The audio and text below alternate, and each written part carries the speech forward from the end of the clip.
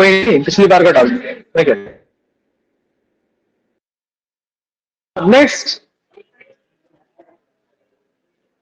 Minute, हाँ तीसरा भी लिख लो।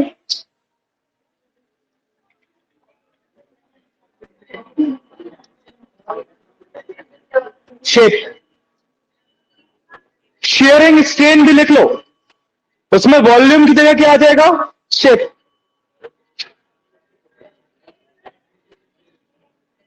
वॉल्यूम की जगह shape, change in shape.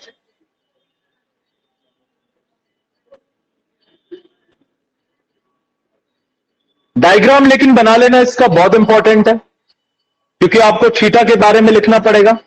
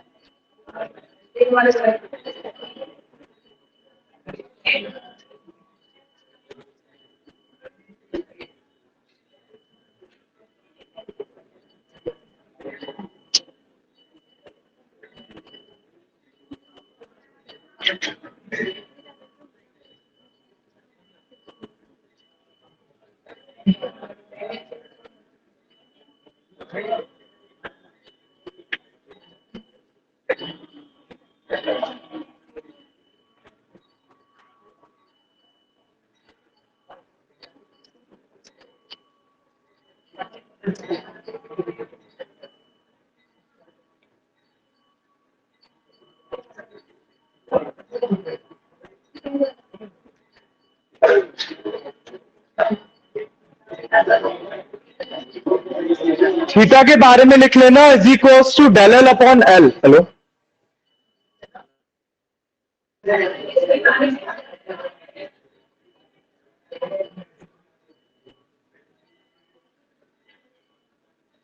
Diagram में थीटा, एल और डेल एल तीनों शो कर सकते हो ना? थीटा, एल और डेल एल। हाँ हेलो,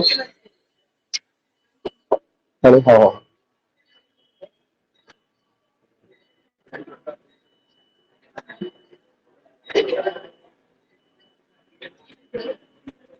ये डेल एल है, ये एल है, ये थीटा। और डायग्राम की साइड में लिख लेना theta is equals to del L upon L.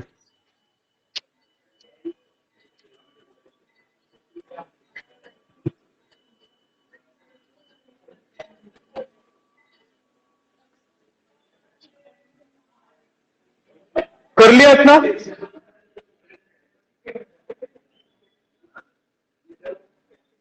Coat and quote लिखिए। चलो okay.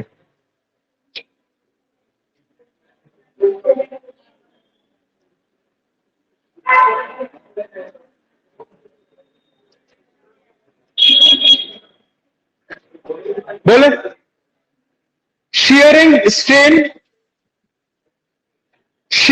strain is also defined as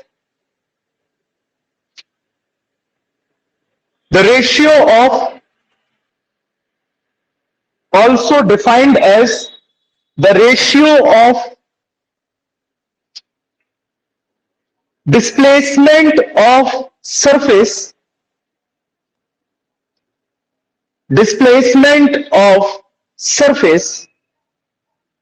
under tangential force,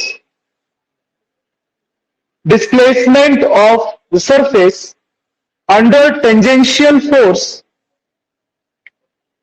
to the perpendicular distance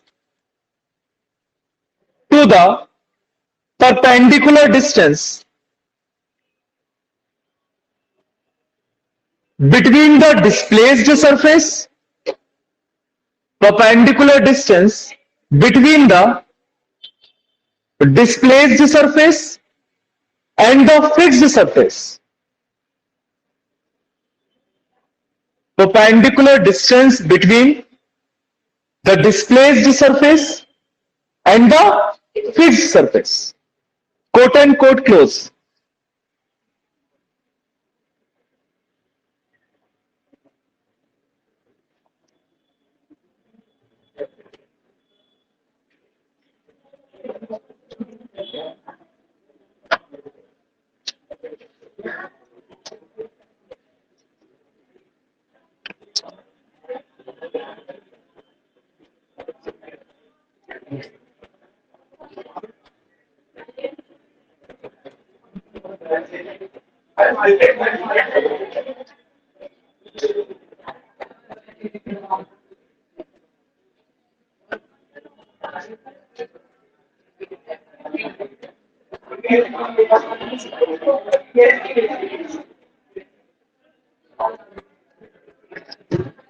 Fine.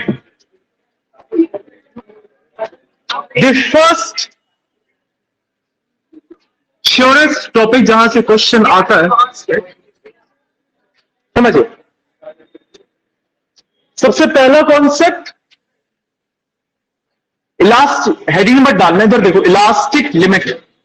Anyone who can explain what is the elastic limit? सोच, मतलब elastic limit first it is a limit, right? So what is elastic limit? Anyone?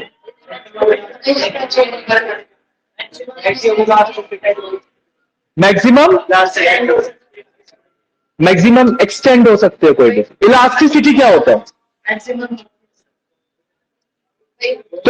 तो maximum खींच सकते हो, तो वो क्या कर ले?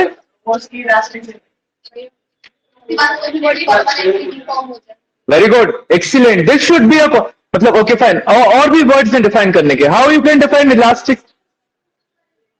जब एनीवन एल्स? मतलब या she give the perfect def because she studied. और कोई? इलास्टिक लिमिट किसकी लिमिट है ये? No, it is not the limit of last. It is the limit of the deforming force. मान लो ये स्प्रिंग है, ठीक? एक स्प्रिंग को तुम खींचो. अगर इस स्प्रिंग को खींच रहे हो तो इस पे कौन सा फोर्स लगा रहे हो? डिफॉर्मिंग. ठीक? आपने स्प्रिंग को इतना खींचा कि जब आप स्प्रिंग को छोड़ो तो वो 100% अपने ओरिजिनल शेप एंड साइज को क्या कर ले? गेन. इसका मतलब जो आपने डिफॉर्मिंग फोर्स लगाया है वो within the elastic limit of this spring है. Elastic limit is that value of deforming force on which the body will completely regain its original shape and size on its removal. Deforming force की वो limit है क्या? Elastic limit, कि जब उस force से आप खींचो और उस फोर्स को आप छोड़ो तो बॉडी 100% अपने ओरिजिनल शेप और साइज को क्या कर ले? रिगेन. अगर आपने उससे ज्यादा फोर्स से बॉडी को खींचा तो बॉडी परमानेंटली क्या हो जाएगी? डिफॉर्म. मतलब वो अपना इलास्टिक बिहेवियर कहीं ना कहीं लूज कर देगी. उसमें कहीं ना कहीं क्या आ जाएगी? प्लास्टिसिटी. क्या आ जाएगी? प्लास्टिसिटी. मतलब वो फिर अपने ओरिजिनल शेप एंड साइज में वापस नहीं जा सकते. So elastic limit is that value of deforming force up to which a body can be completely reformed या completely regain its original shape and size on its removal.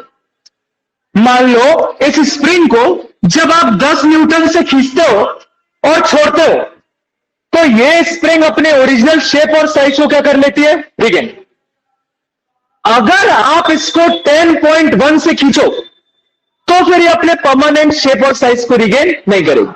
थोड़ा बहुत इसमें plasticity रह जाएगी, थोड़ा बहुत अपने शेप को परमानेंटली डिफॉर्म कर लेगी। तो 10 न्यूटन क्या कहलाएगा? Elastic limit. What is 10 Newton? 10 Newton is the elastic limit. समझ में आया elastic limit? This is the concept of elastic limit. यहीं से निकलता है the most important concept of the chapter, Hooke's law. कौन सा law? Hooke's law. Hooks was a scientist who said that within the elastic limit के अंदर the stress is directly proportional to strain। क्या बोलेंगे? Within the elastic limit the stress applied to the body is directly proportional to the strain produced। जो body पे आपने stress दिया that should be directly proportional to the strain।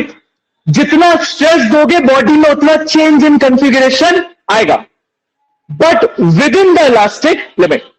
तो Hooke's कहते हैं that stress is directly proportional to strain. Stress is directly proportional to strain, right, within the elastic limit. मतलब ये सब की सब कंडीशन कब है? जब आपकी बॉडी अपने ओरिजिनल शेप को क्या कर ले? डिफॉर्म, अपने आप वापस से ओरिजिनल शेप में आ जाए। In that case stress is proportional to strain. This is called Hooke's law, right. And when you will remove the proportionality sign you will get the constant. Stress is equals to E दे दो strain, E is equals to stress upon strain, where E is a proportionality constant known as modulus of elasticity। क्या कहते हैं इनको? Modulus of elasticity, या कहोगे coefficient of elasticity। E is the constant known as modulus of elasticity। क्या कहलाता है ये? Modulus of elasticity। आपको दिख रहा होगा E is equals to stress upon strain है, तो आपका मॉड्यूलस ऑफ इलास्टिसिटी स्ट्रेस और स्ट्रेन पे डिपेंड करता है? नहीं, it neither depends on the stress not depends on the strain. Can you explain why? Can you explain why? Why? आपके फॉर्मूले में E is equals to stress upon strain है, तो it should depend on either stress और strain, but it neither depends on stress not depends on strain. Bye?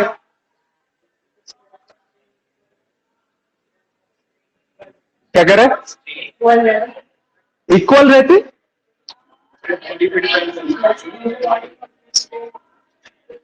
नहीं, तो फिर ये तो वन आ जाना चाहिए।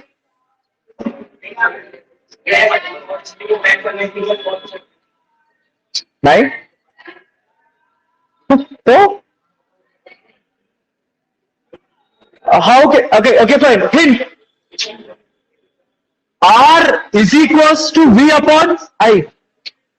Resistance of the conductor is equals to V upon I, but resistance neither depends on V nor depends on I। ये wire के लिए कांस्टेंट रहता है। कॉपर के वायर का रेसिस्टेंस 10 ओम है तो है, तुम उसमें से कितना भी करंट फ्लो करो, उसमें कितना भी पोटेंशियल हो। So R neither depends on V nor depends on I। R depends on rho L upon A, nature of the material. Why? क्यों है कांस्टेंट? वही तो पूछ रहा हूं, Y is constant?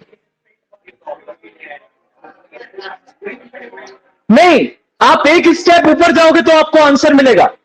Stress is directly proportional to strain. इस term में अगर आप स्ट्रेस बढ़ाओगे तो स्ट्रेन बढ़ेगा। तो मान लो पहले स्ट्रेस 10 था, स्ट्रेन कितना था? 2, तो मॉड्यूलस ऑफ इलास्टिसिटी कितना आया था? 5। तुमने स्ट्रेस बढ़ा के कितना कर दिया? 20। तो जैसे ही स्ट्रेस बढ़ाओगे उसकी प्रोपोर्शनल क्या बढ़ेगा? स्ट्रेन। तो स्ट्रेन कितना हो जाएगा? 4। तो 20 upon 4 again 5। This is the concept.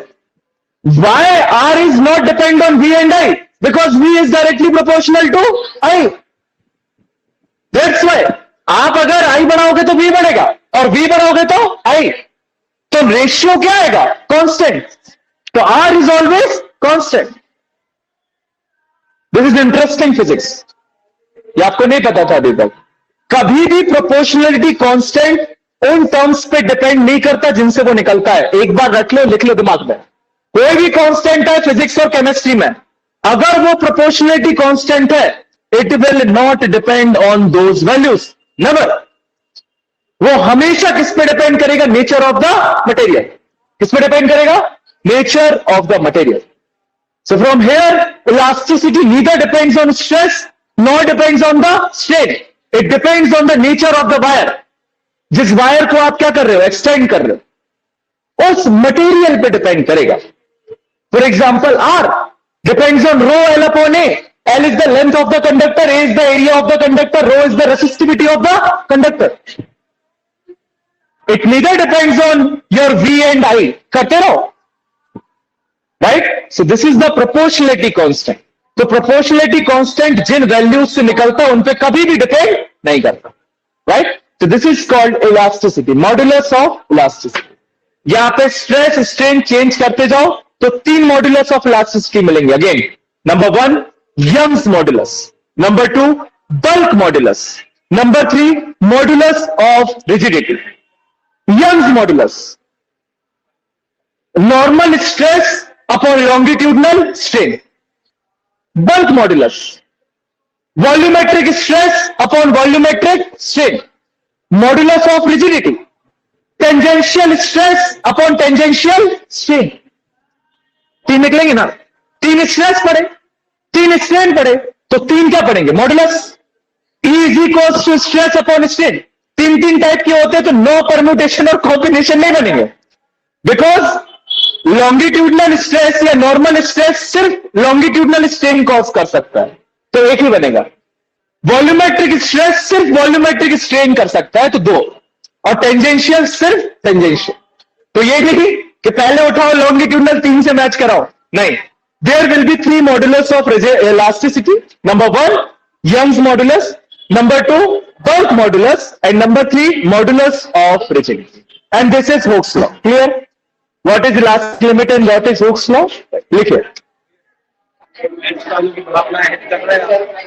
जाइए।